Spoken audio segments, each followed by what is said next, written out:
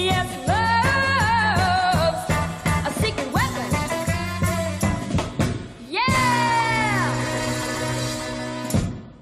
Hi, I'm Donna Loren. And I'm Dr. Adam Gerace. And you are listening to Love's a Secret Weapon podcast. Hello, Adam. Now that we're in the thick of it, shall we recap what we've been through and get ready to continue?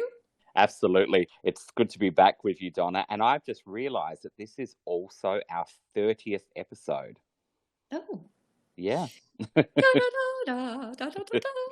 I mean, we're not probably at the heights of some of those podcasts that have been going for, 2,500 episodes, but in our little way, we're really glad over the last year and a half to have been able to speak to each other and to speak with our listeners. And so that's what we're going to do again today. But where we left off in our last couple of episodes was 1966, and you'd moved out of home, but then moved back home.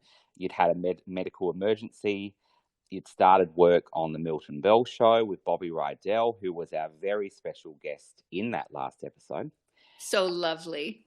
Absolutely. So good to hear from him and many of his fans who I'm sure have listened to the podcast episode as well. So we thank them for that. And there also seemed to be a bit of an agenda from your parents to move your career in another direction as you neared your early 20s. So a lot was happening.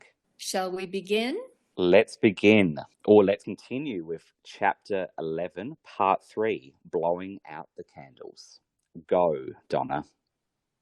In December, I met with Jimmy Bowen at Reprise Records, who had produced my songs at Crest in 1962. In fact, my record, Hands Off, was the very first record he ever produced. And that was also the first time I used my name, Donna Loren.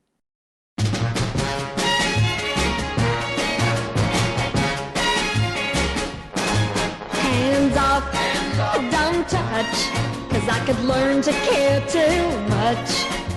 Now even if you catch my eyes staring at you, oh, don't do what they're begging you to, yeah, just to keep away from my heart.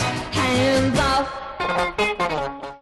Jimmy produced Frank Sinatra's Strangers in the Night and That's Life, and Dean Martin's Everybody Loves Somebody, that gave birth to Reprise, a subsidiary of Warner Brothers. Back then, Reprise was essentially run out of a metal building painted a light army green, looked almost like military barracks. The offices were across the street from the main studio and sound stages of Warner Brothers in Burbank.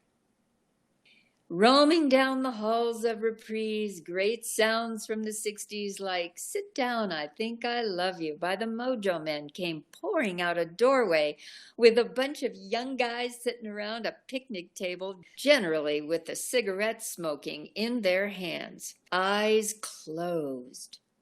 The president of Warner Brothers Records and Reprise, Mo Austin, and his vice president, Joe Smith, had their offices there. Jimmy had a little office along with another up-and-coming producer and my San Francisco brother, Carl Scott. It was essentially a skeletal crew.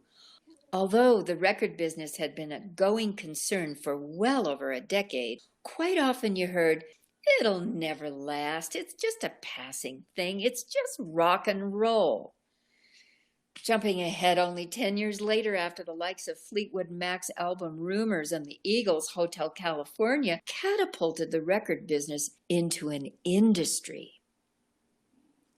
Freedom came knocking again when I met Lenny Waronker. Our mutual friend Carl told me there was someone he wanted me to meet. We arranged to go together to Western Recording Studio in Hollywood, and Carl would make the introduction. We walked through the hallway to Studio B, where I peered in to see a young, intense guy balancing himself on the top of a chair with his feet on the seat. His head was buried in his hands, focusing on what he was listening to. I peeked around the corner and saw through the glass a group of guys with one in particular popping out. The music stopped, and the intriguing fellow doing his balancing act lifted his head up. We made eye contact immediately. His brow was wrinkled with concern, and his head still tilted downward. His jacket collar was up as he raised his hand holding a cigarette. The smoke hurled up over his collar and over his face, causing his eyes to wince. Through the fog, Carl's voice rang out. "Lenny, this is Donna Loren. I wanted you to meet." I reached over to touch Lenny's knee while he was still perched on his chair. His eyes were fixed on my hand while I made this friendly gesture. There was already a physical chemistry between us. We chatted about the music he was producing as the guys from inside the studio filed into the sound booth. And Lenny said to me, "This is Ted," and continued the introductions of the other band members. All the guys seemed great. I didn't want to interrupt their work, so I told Carl we better go. Lenny quickly said to me, "Give me your number, I'll call you." On the way out, Carl told me more about Ted. He's a guy from Watsonville, near Santa Cruz. His sister is married to John, his drummer. This is Ted's group, the Harper's Bazaar, and they had a hit with "Feelin' Groovy," 59th Street Bridge song by Paul Simon. "Yeah," I replied, "I love their record." And then Carl said, "And Lenny produced it." And surprisingly moved by this meeting. 3 weeks had gone by since I gave my phone number to Lenny when he called me one day. He acted shy and said, "Hey, want to go out? I'm in New York right now, but I'm going to be in LA in a couple of days." Courageously and defiantly, I agreed to go on a date with Lenny without asking permission from my parents. The feeling I had when I first met him was still titillating my brain. I looked out my window as Lenny drove up in this huge Buick Riviera in the 1967 color metallic turquoise. Whoa! I guess it's my night for going cruising. Lenny nervously greeted me at my front door. He politely met my parents and tried to make conversation. It was pretty uncomfortable. So I cut it short by saying, "Well, you must have jet lag. Let's go so we can make it an early night." My parents were shocked that I made this bold move without their okay. We left driving off in his extra long groovy car. I couldn't help noticing how Lenny rolled up his dress shirt sleeves to reveal his beautifully handsome arms and gold ID bracelet. He lit a cigarette and let the smoke encircle his face, making his eyes wince and his brow wrinkle, indicative of the first time that I saw him. If I had to describe him, I would say he's a cross between James Dean and Paul Newman. Oh man, was I hooked. I couldn't take my eyes off him. He just stared off into the distance, driving us farther away from Grandview Boulevard. He said, "Want to see the houses I lived in?" "Sure," I replied, already in his spell. We drove all around West LA and the Palisades. He drove by a house in his old neighborhood that was very special to him. It belonged to his doctor, who currently lived there and had since Lenny's childhood. "He's like a father to me," he said. "Randy, his son, is my best friend. We've known each other since he was 2 and I was 4. Irving, Dr. Newman, has brothers living around here too, Emil, Lionel, and Alfred. They're all into music and worked at Fox with my dad before he had Liberty Records," Lenny continued. "Want to hear Randy's music? I produced it." I was mesmerized by his life and stories. "Of course," I said. "Well, maybe next time," he told me. "It's getting late. I'll take you home." We parted at my front door. With a tremble in his hand, he touched mine and said goodnight. My heart was beating for Lenny. On our second date, he drove up in a different car. This time, it was a little red sports car called Dual Ghia, designed by an Italian auto designer. This car resembled an Aston Martin like the one his father owned. It was very rare. This time, I spared him the discomfort of Maury and Ruth shooting him daggers with their eyes. I said my goodbyes to my parents and left. Once inside this incredible car, Lenny asked, "So where do you want to go tonight?" I said, "How about the beach?" He agreed. The night air was comfortable enough for us to get out and take a walk on the sand. He asked me, "Have you ever smoked a joint?" I said, "No." He pulled a little cigarette out of his pocket and lit it. "Here, just inhale and hold your breath for a while, then let it out." I knew it was marijuana, but the closest I'd ever come to it was when my 14-year-old brother Alan got caught with it and my mother flushed it down the toilet. Next thing I knew, we were rolling around in the sand, hugging and kissing. I loved the smell of his cologne mixed with his freshly laundered and starched shirt that was custom made with initials. Over his shirt, he wore a cashmere lightweight sweater and a leather jacket. The combination of aromas and my altered state of consciousness sent me into ecstasy. Lenny's smooth, shaven face brushed softly against mine as we embraced. The sand became an issue, getting increasingly damp in the night air. We decided to move on to Lenny's apartment, where he wanted to play me his friend Randy's music. By the time we got to his apartment in West Hollywood, my posture had changed from sitting upright in his new Italian sports car to looking at my bare feet resting on the inside of the top of the roof. My head lay on the seat while my body was anchored partially in recline and mostly in midair. Time was irrelevant. I was floating and enjoying my life.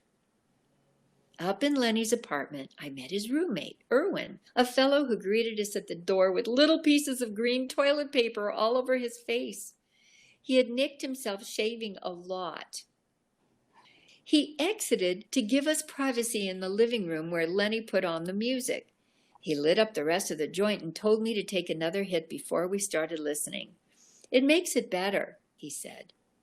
We listened to his lifelong friend's first album with Love Story, You and Me, Davy the Fat Boy, and I Think It's Gonna Rain Today, and some dark but humorous tunes. Lenny just welled up with joy all over. Never enjoyed myself this much in my entire life. He said, "Look in the refrigerator. Is there an Almond Joy there?" I told him yes. Should we share a candy bar? Cold and crispy coconut covered with chocolate. My eyes caught sight of a clock. "Lenny, please take me home. It's 3:00.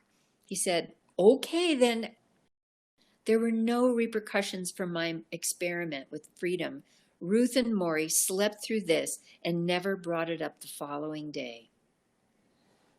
Aside from my usual travel for Dr. Pepper, I was filming various game shows as well as the Monkees in Los Angeles, and so seeing Lenny became a habit.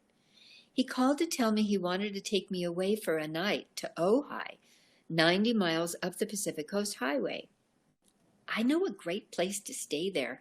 I'll bring my favorite Lenny Bruce routines to listen to," he plotted.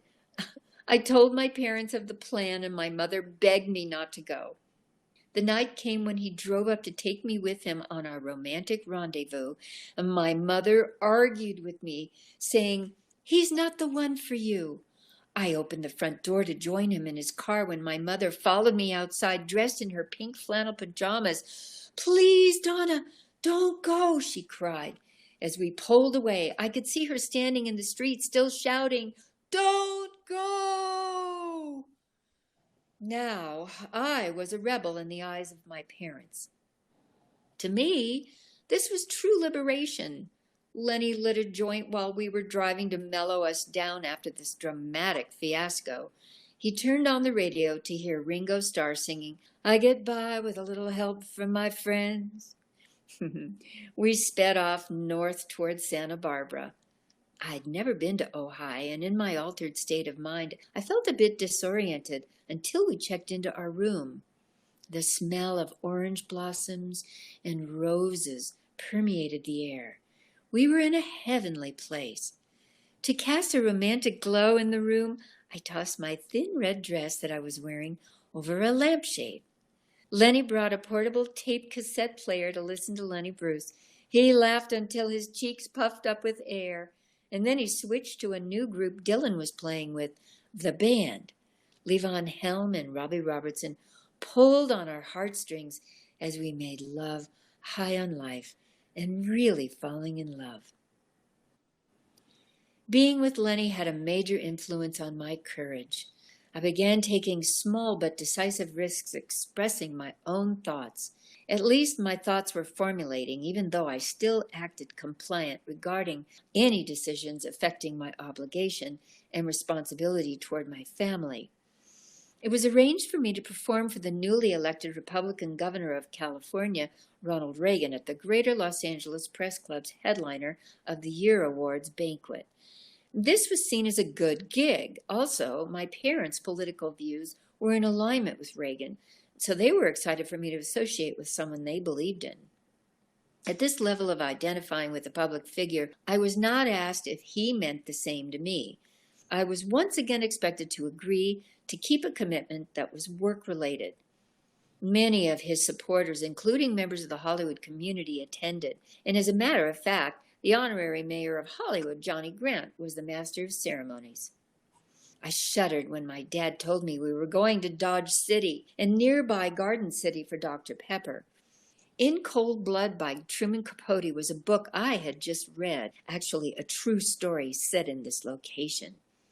In Dodge City, we were met by the local Dr. Pepper franchiser, radiating with excitement. He asked my dad and me if we would like to be taken up to where a famous person from that area had made his mark, namely Billy the Kid.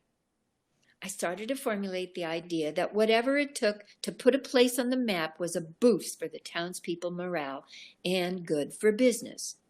We were taken to a saloon where there were bullet holes in the wall, shot by Billy the Kid.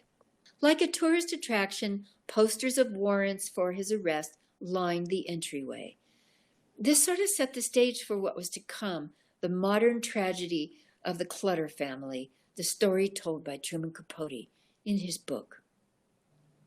Garden City was where the actual murders occurred. Our driver had a certain pride in knowing the Clutter family. Being from a small town, everybody did. He blurted out, "You know they got away with only $40 and they massacred these people? And they tortured them."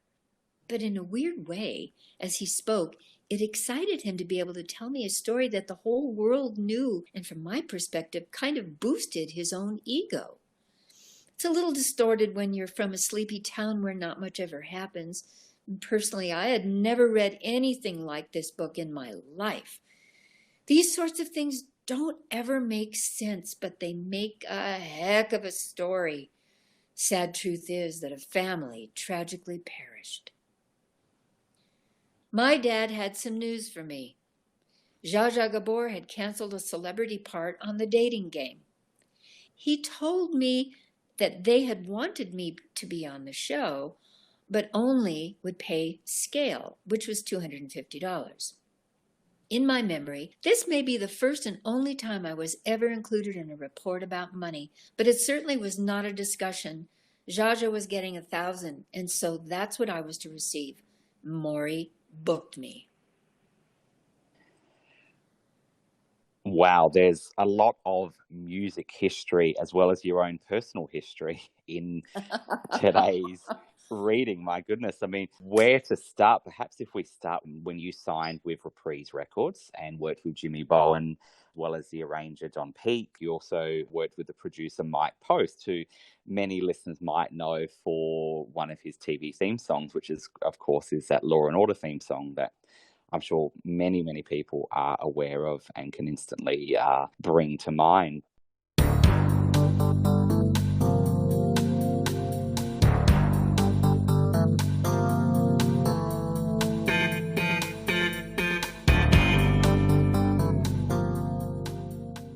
But it's interesting, this idea of 1966, 1967, what was going on in the music business, and how you talk about this idea that, rock and roll was seen to be a fad that would eventually pass. But you had people like Mo Austin, the president of Reprise and Warner Brothers, who realized that that wasn't going to be the case and that something needed to change.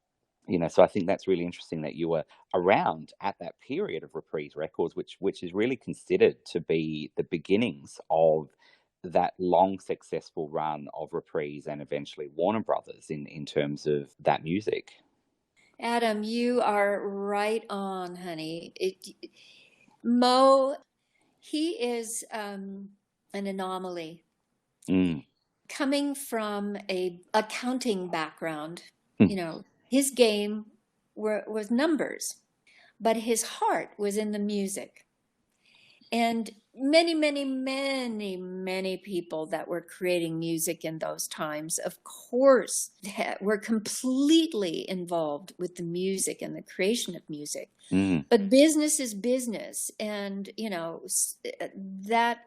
that was a part of life that never really affected me in a way that was detrimental toward my love of music. There were obviously some decisions made that I would definitely correct, such as releasing It Only Hurts When I Cry from Beach Blanket Bingo as a single, and letting that, go on radio. Yeah.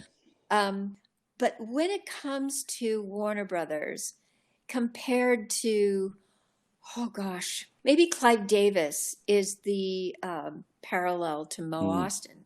But because I've known Mo since I was 20 years old, and God bless him, he's still around. Yeah, absolutely. In his 90s.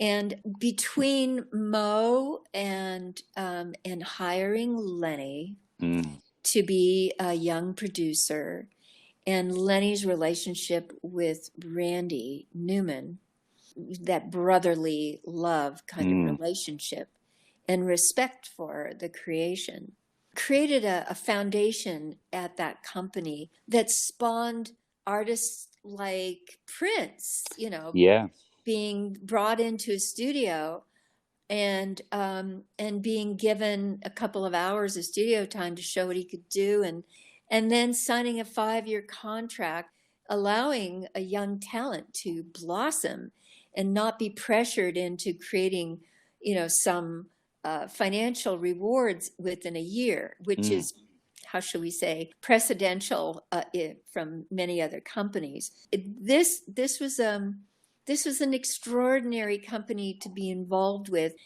if you showed the potential, and it was recognized by the members of the company. And you had Lenny, and then you had his A&R staff, which included Ted Templeman and Russ Titleman and others, but primarily those were the people that were closest to me and that I followed, during their careers. And yes, there's always pressure because time is money and all of that, and the artists know that. But to give the artist that flexibility and that leeway to go into a studio, and I'll just give you a very, very precise example. Let's say there's a song written by an artist, and they go in to make their first cut of the song, and it's just them. They go in, they have the liberty because Warner Brothers owned Amigo Studios, so they had that at their disposal. Then they also had, of course, other studios that they liked the sound and the engineers. And so the artist is in the studio, trying out the song with the producer and the engineer. Then you have the opportunity to build on that song. In California, there were A-list, A-plus list musicians to choose from. So you could bring in different musicians at different times and build on that track. Or maybe you had the full picture in your mind and you possibly would even want to call in some background singers. Yeah. Yeah. For instance, on I Love LA, it was Linda Ronstadt and yeah, and I don't recall who else, but people like that would just jump in. And what was most important is if the artist who was doing the lead vocal on that song just wasn't totally present in that moment, could come back and do it. And there was no sense of guilt or obligation or anything like that, where the producer or the head of the company would stifle the creativity. And that's just remarkable. I'm sure that created a precedence for other producers along the way. I think Rick Rubin from Columbia was another one like that. And then, of course, all over the world, there's many more. But that's what made Warner Brothers and Moe. And then above Moe was a man named Steve Ross, who was in charge of the whole Warner Records and music division and the studio. So I hope I'm getting that correct. There was just a feeling of like I was expressing my own liberation. There was a feeling of liberation for a true artist at Warner's. Yeah, and I think, and I'm sure your recollections are accurate, given you were a part of that. I think it's interesting what you say, this idea that, I'm sure Mo was aware of the bottom line. It wasn't as if he would allow the company to go down a problematic path. But I think what it almost sounds like is this idea that while being aware of what needed to happen to sell records, he was still prioritizing process over that, this idea that if you focus on making good music, that will take care of those other factors or those other bottom lines. And there was a book published, I think, earlier this year in 2021 called Sonic Boom, The Impossible Rise of Warner Brothers Records from Hendrix to Fleetwood Mac to Madonna to Prince, by an author named Peter Ames Carlin. And this is just a little excerpt from the book that I might just read from him. And he says, during its peak era of 1967 through 1994, Warner Brothers Records was, in both commercial and creative terms, the most successful record company in the history of the music industry. And it all began one afternoon in 1967 when Mo Ostin gave the company's producers the most unexpected instruction ever uttered by a top executive in a corporate record label. Let's stop trying to make hit records.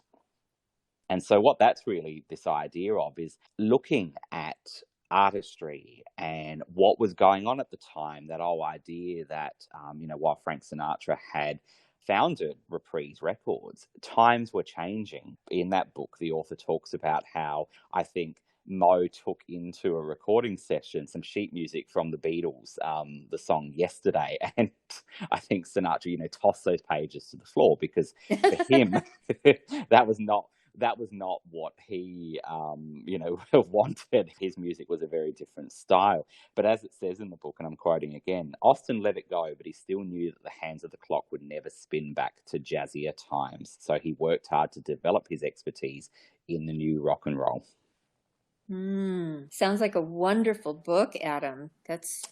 Yeah, very readable. I've only read, admittedly, excerpts, so I do intend to read it from start to finish. But some really interesting history there. And I guess I want to pick up this idea that you're talking about, the liberty of artists at that time, or beginning at that time. And it seemed to be that liberty was spilling over into your own life.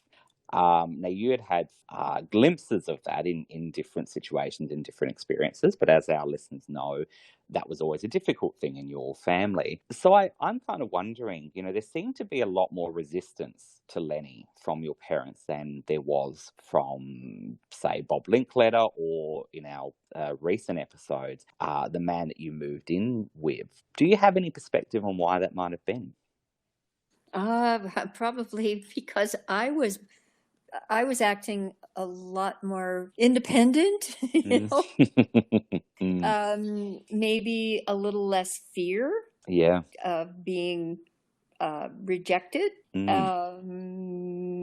I can't really say that I could see my future with Lenny. I did not know that, we would create a family together and be together for many years. But I guess I was just stepping into a new vibration. And, the music of the time, was accelerated by the use of pot and psychedelics. And that was so far removed from good old Grandview Boulevard,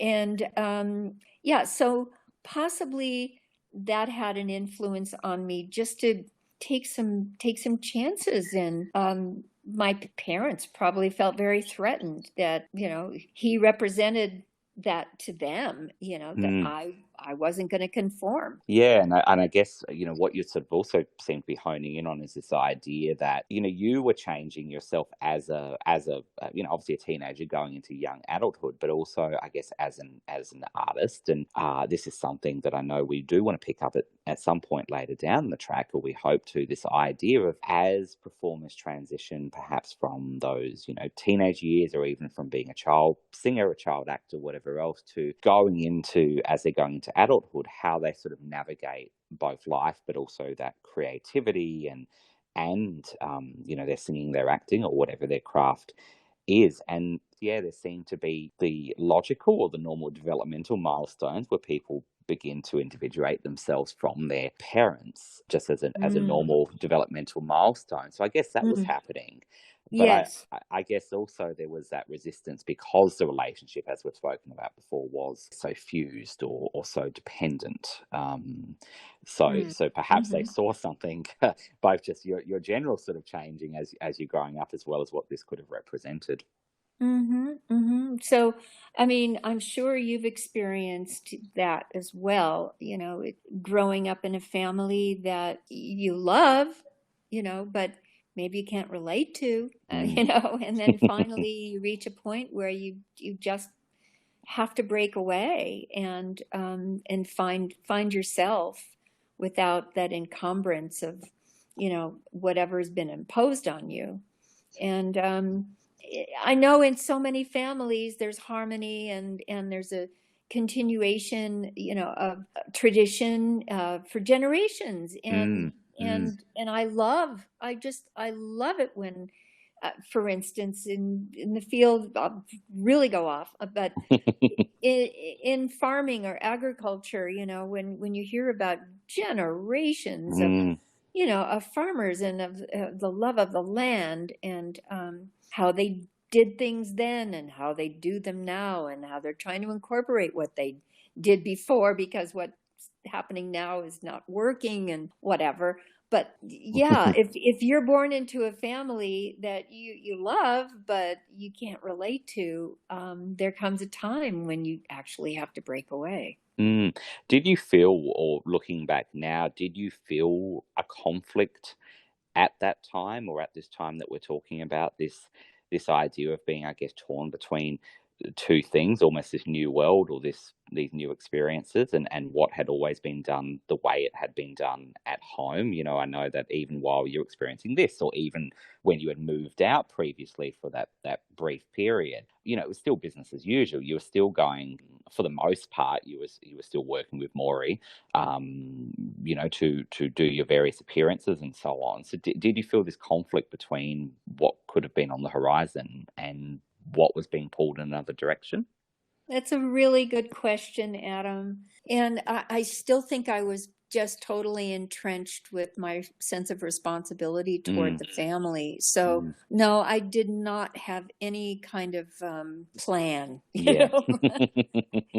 I was just in the moment, enjoying a kind of a new perspective, and going along with the old pattern, kind of integrating the two as much as I possibly could.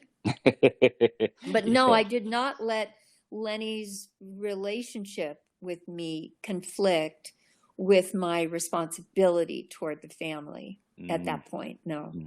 Would Maury have still been going into the studio? So when you started at Reprise, was he still around while you were Oh, yeah. recording there? Okay. Oh, Yeah. absolutely. Yeah.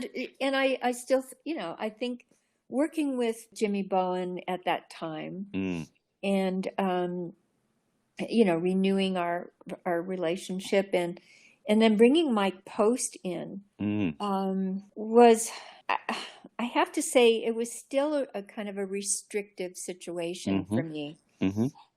So I would say that my own personal experience, as I'm talking about all the flexibility and the creative, momentum that Warner's offered, I personally just didn't really have the opportunity to experience that.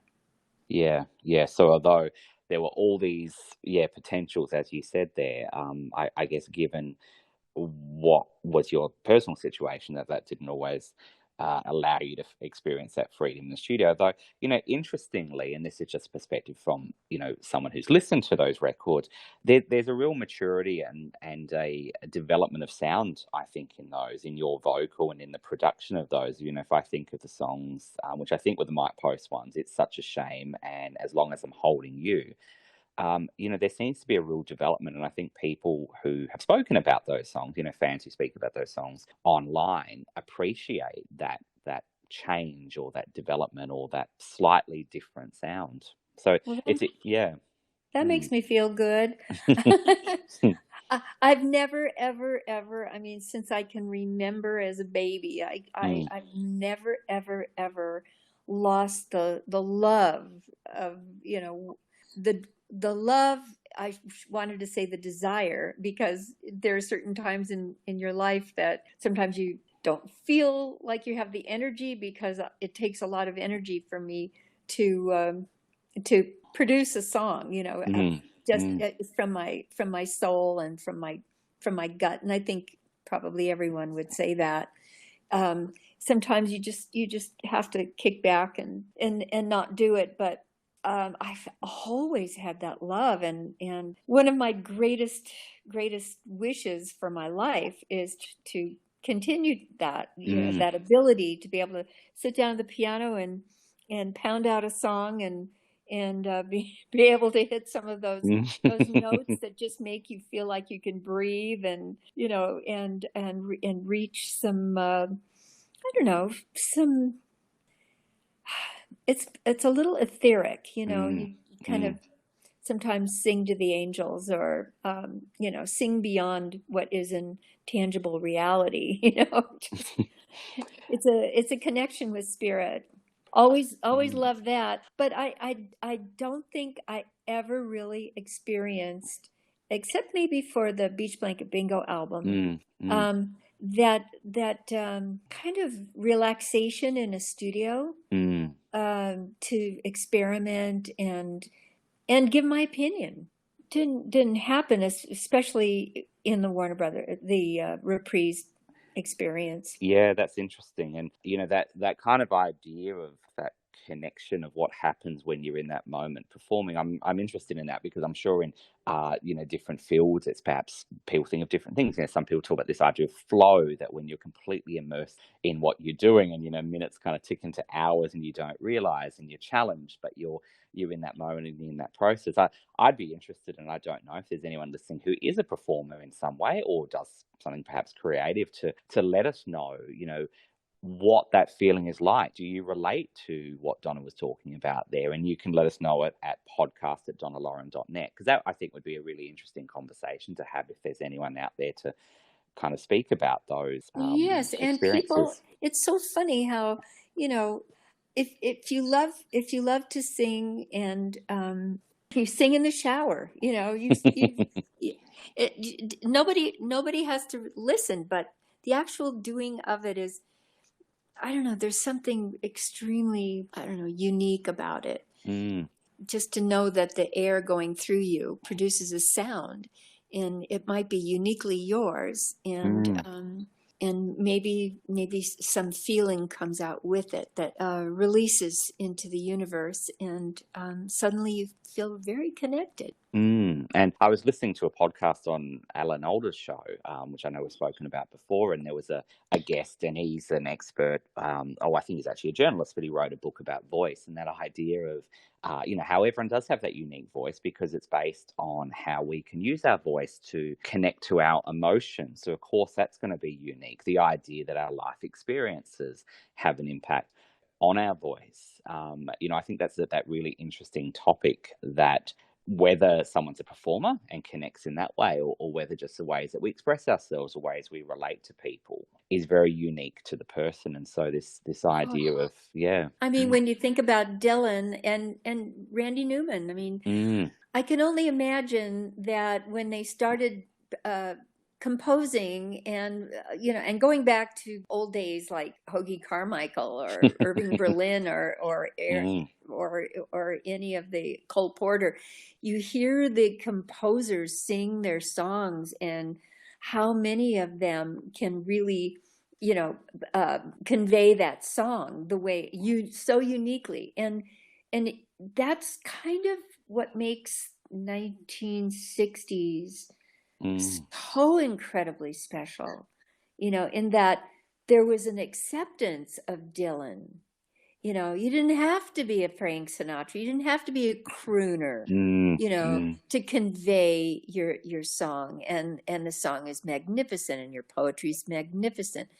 Randy, same thing, and on with any other very unique vocalist that didn't fit the prototypical expectation of what a vocalist should be.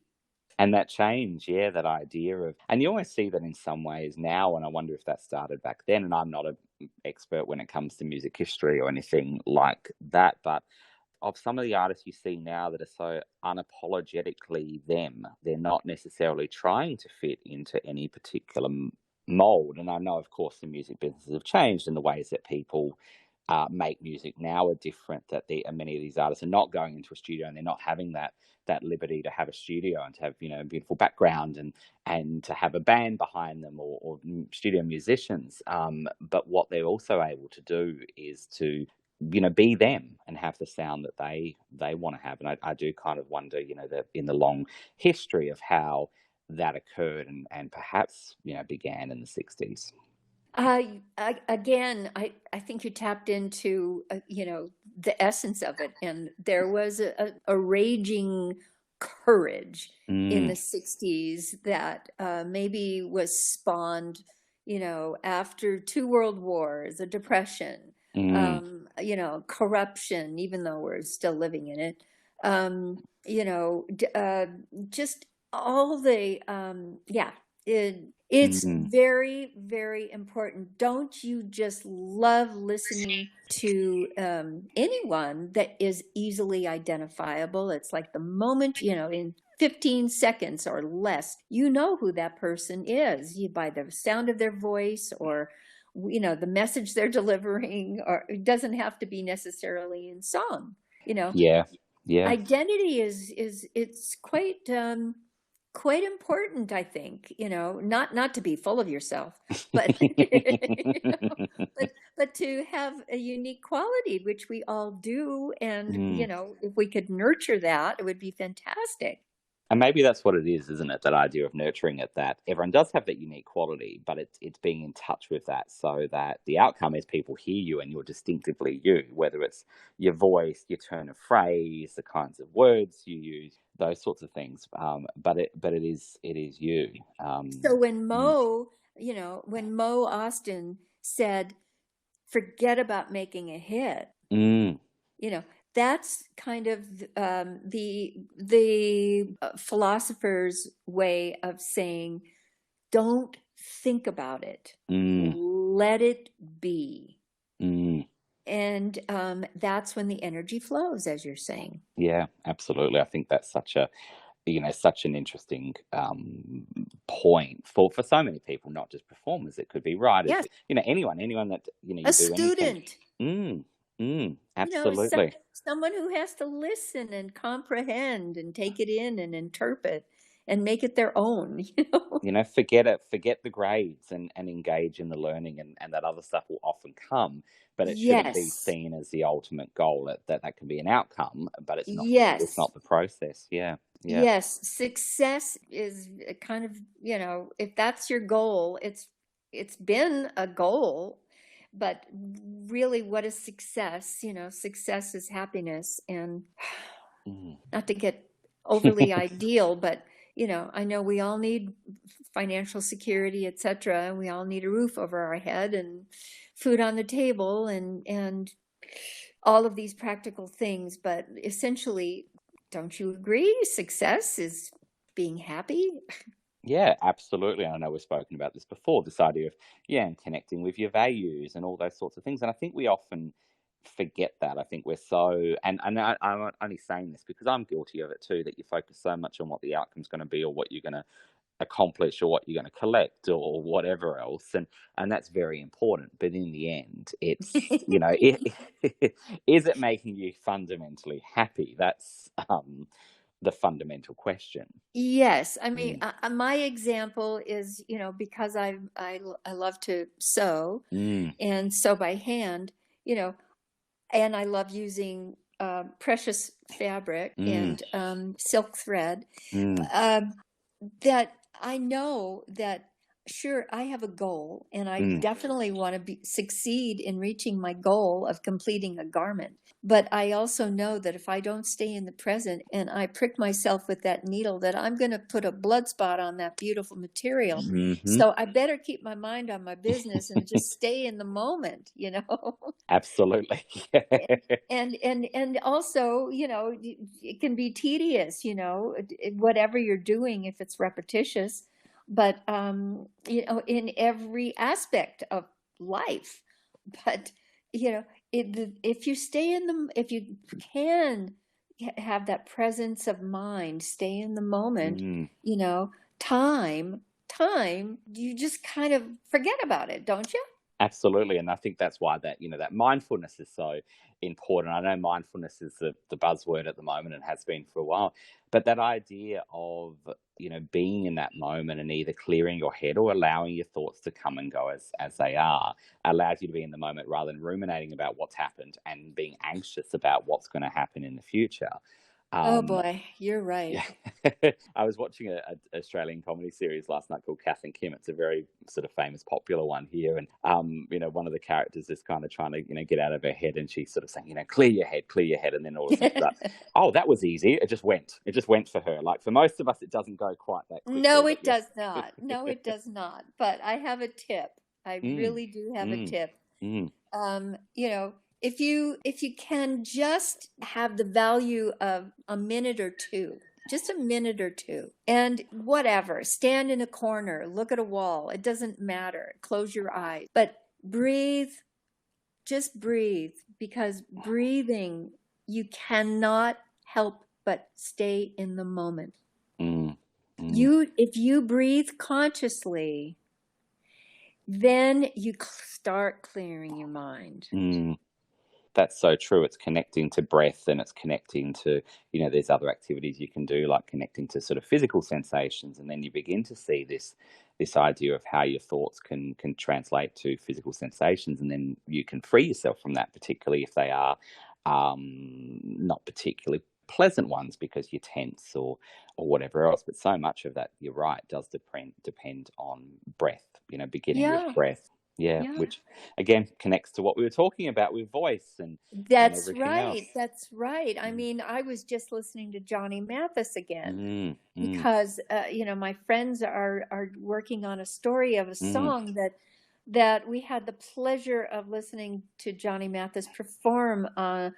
I think it was my 68th birthday or something like that. We went to a concert, and it's 99 miles from LA. Yeah, of course. Written, and I did not even know the writer. Writer is Albert Hammond.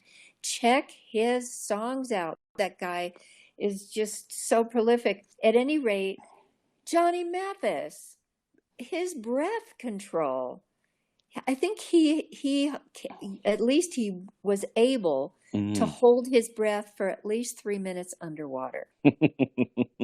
You know, and and when you listen to him sing, it's effortless. Yeah, for sure. And So it all please, begins with that everyone, breath. even though that's a period, you know, it's a period song. Mm. Gosh, I'm not sure. I think it's 70s or I 80s. I'm think not it's even sure. 70s. Yeah, I think so. But what a unique song it is. And oh my gosh, it gets in your head, you know, and it just keeps going. Mm. And if it's not 99 miles from LA that you relate to, it's 99 miles from somewhere. Exactly. We're all 99 miles from somewhere. Yeah. Now I'm 99 miles from Tucson. Yes. Well, there you go. There's a lot of songs about Tucson, so you could definitely hook into that one. But, you know, we could go on and on because I know how much we enjoy doing this, but I'm aware that, you know, the story must go on as well next time. So again, just to remind our listeners that please do contact us at podcast@donnaloren.net if you have any questions, any comments, any personal reflections about what we're speaking about or what this kind of sparks for you. Please do that. Please do leave us reviews on your podcast platforms that you listen to us on, whether it's Apple, whether it's Spotify, Anchor, whatever else, because that is important for us to be able to grow our audience. The more people can hear this. I came across, or Jared sent me, there was a comment from a listener, Caleb, I hope I've got that right, Caleb Barris, and he said, this was on YouTube. Donna Loren, I've been listening to the podcast since episode 1. Love it. So it's great to hear from people who've been listening for the past 30 Here, now Caleb. episodes. Welcome. Thank you so much. And that's awesome. And we hope to hear from other people as well. And just to kind of, as you preempted, we're going to be going on to the dating game in our next episode. And the dating game was a 1960s series that I think was created by Chuck Barris and was hosted by Jim Lang. And you're going on the dating game to replace or to step in for Zsa Zsa Gabor. But just to give a little taste, after the dating game or as a result of the dating game, are we staying 99 miles from Tucson or are we going somewhere else? We are ooh la la. So I think we've got a clue of where we might be going out of the country. So time to pack that makeup case and that Passport. that Samsonite or whatever your luggage is, And a beret. and head off for our next episode. So until next time. Love's a secret weapon.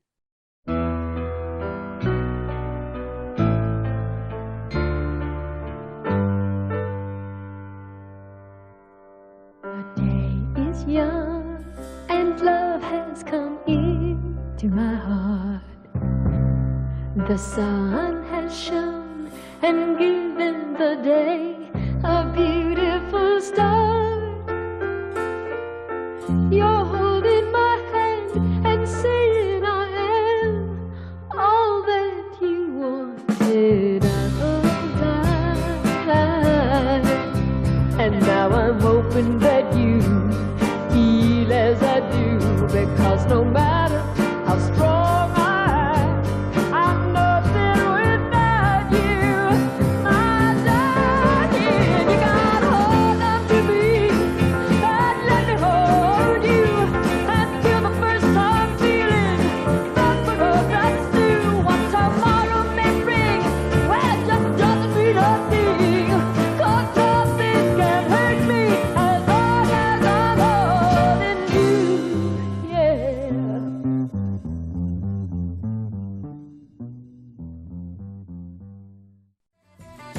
Yes, love.